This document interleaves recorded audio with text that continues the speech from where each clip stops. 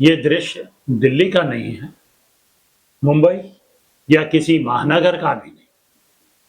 यह देवभूमि उत्तराखंड का है, जहां लोग कभी शांति ढूंढने आते थे, आजकल वहीं घंटों ट्रैफिक में फंसकर लौट रहे हैं। अगर आज भी हमने इस समस्या का समाधान नहीं निकाला, तो आने वाले समय में लोग उत्तराखंड की खूबसूरती नहीं, बल्कि उसके ट्रैफिक जाम की कहानियां सुनाएंगे। नमस्कार, मैं हूं आपका आनंद प्रकाश जोशी और आप देख रहे हैं जोशी विचार। आज मैं किसी राजनीतिक बहस की बात नहीं करूंगा, मैं बात करूंगा उत्तराखंड के भविष्य की। एक सवाल, दिल्ली काठगोदाम 322 किलोमीटर है और समय लगभग 5.5 घंटे लगते हैं, लेकिन काठगोदाम से नैनीताल सिर्फ 37 किलोमीटर है, समय 3 से 4 घंटे। क्या आपको इसमें कुछ गलत नहीं लगता?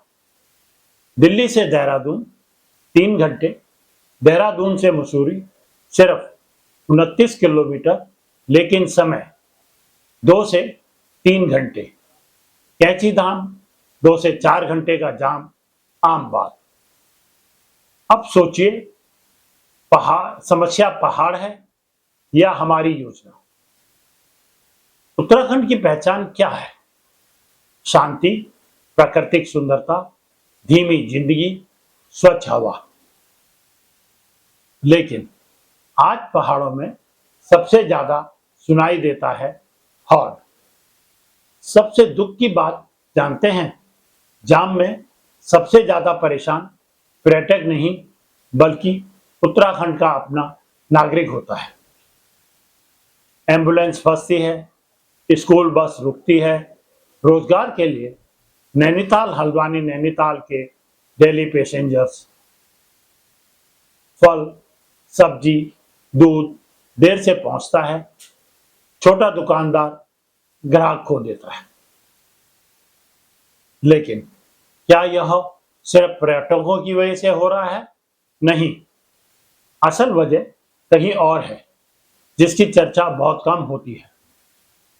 पूरे कुमाऊं का अधिकांश ट्रैफिक सिर्फ काठगोदाम से रानीबाग और भीमताल मोड़ तक के 3 से 5 किलोमीटर पर निर्भर है,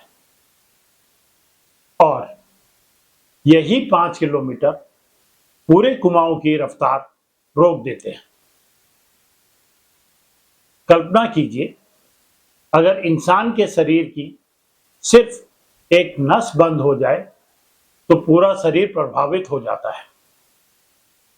ठीक उसी प्रकार आज यही हालत पूरे कुमाऊं की है।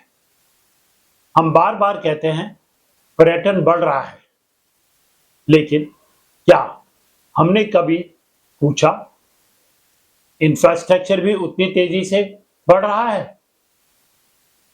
कुछ स्थानों पर बाहरी वाहनों को काठगोदाम या आगे चलकर भीमताल में रोक देना एक अस्थायी व्यवस्था हो सकती है, लेकिन इसे स्थायी समाधान नहीं कहा जा सकता। इससे पर्यटकों को असुविधा होती है और उनके मन में उत्तराखंड की छवि प्रभावित होती है। दुनिया ने इसका हल निकाल लिया है। स्विट्जरलैंड, ऑस्ट्रेलिया, जापान, सब ने, तो उत्तराखंड क्यों नहीं? Ropeway, multi level parking, electric shuttle, smart traffic app, वैकल्पिक मार्ग, नए पर्यटन सर्किट, और भी बहुत कुछ किया जा सकता है। परंतु दुर्भाग्य की बात यह है कि इतने गंभीर मुद्दे के बावजूद इस समस्या के स्थायी समाधान पर अपेक्षित गति से काम होता नहीं दिखाई देता है। राज्य सरकार का अधिक ध्यान मैदानी और तराई क्षेत्रों के विकास पर केंद्रित दिखाई देता है, जबकि पहाड़ी क्षेत्रों की यातायात संबंधी चुनौतियां लगातार बढ़ रही हैं। यदि इस छोटे से हिस्से का वैज्ञानिक और दीर्घकालिक समाधान निकाल लिया जाए तो पूरे कुमाऊं की पर्यटन व्यवस्था में बड़ा सुधार संभव है।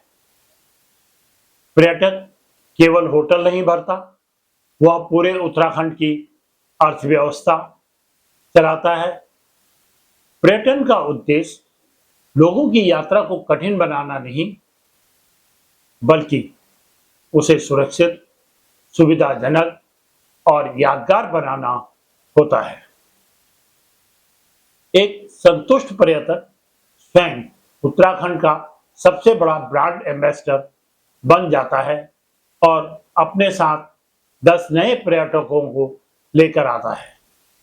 इसलिए समय की मांग है कि उत्तराखंड सरकार इस छोटी सी लेकिन अत्यंत महत्वपूर्ण यातायात समस्या का दूरदर्शी और स्थायी समाधान निकाले, ताकि देवभूमि की पहचान उसकी प्राकृतिक सुंदरता और उत्कृष्ट पर्यटन अनुभव से हो, ना कि घंटों लंबे ट्रैफिक जाम से। याद रखिए, उत्तराखंड की असली दौलत उसके होटल नहीं, पहाड़ और उसकी शांति है। अगर वही खो गई तो सिर्फ ट्रैफिक वाले पहाड़ ही रह जाएंगे, देवभूमि नहीं। अगर आप उत्तराखंड से प्यार करते हैं तो इस वीडियो को अपनी जिम्मेदारी समझकर शेयर कीजिए, क्योंकि आज उठी एक आवाज कल लाखों लोगों का भविष्य बदल सकती है। बने रहने के लिए धन्यवाद। फिर मिलेंगे एक नए विचार के साथ। जोशी विचार को लाइक, शेयर व सब्सक्राइब करना ना भूलें।